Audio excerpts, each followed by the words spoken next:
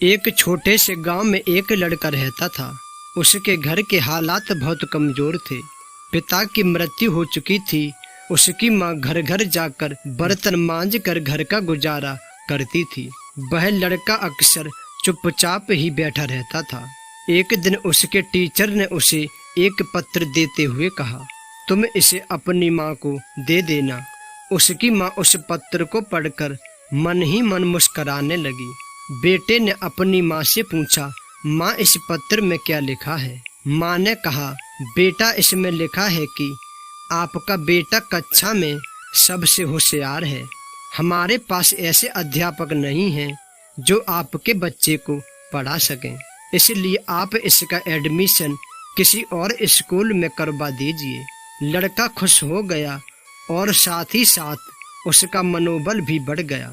वह मन ही मन सोचने लगा कि उसके पास कुछ खास है। अगले ही दिन उसकी माँ ने उसका एडमिशन दूसरे स्कूल में करवा दिया। उस लड़के ने मन लगाकर पढ़ाई की और एक दिन अपनी मेहनत के दम पर बड़ी सफलता हासिल की। वह लड़का कोई और नहीं, एक महान वैज्ञानिक अल्बर्ट आइंस्टीन थे। माँ बूढ़ी हो चुकी थी। एक दिन अचानक ही उनकी मृत्यु हो गई। तभी अचानक उन्होंने अपनी माँ की अलमारी खोली और उनके सामानों को देखने लगे। उनकी नज़र एक पत्र पर पड़ी। यह वही पत्र था जो उसकी टीचर ने उसकी माँ को देने के लिए दिया था।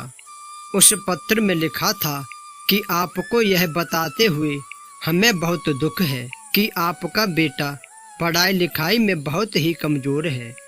जिस तरह से इसकी उम्र बढ़ रही है उस तरह से इसकी बुद्धि का विकास नहीं हो रहा है, इसलिए हम इसे स्कूल से निकाल रहे हैं। आप इसका एडमिशन किसी दूसरे स्कूल में करवा दीजिए, नहीं तो घर में इसे पढ़ाइए। जिस प्रकार पत्र पढ़कर आइंस्टीन की मां ने अपने बेटे की सोच बदल दी। दोस्तों, ठीक उसी प्रकार आप भी अपनी सोच बदल सकते हैं।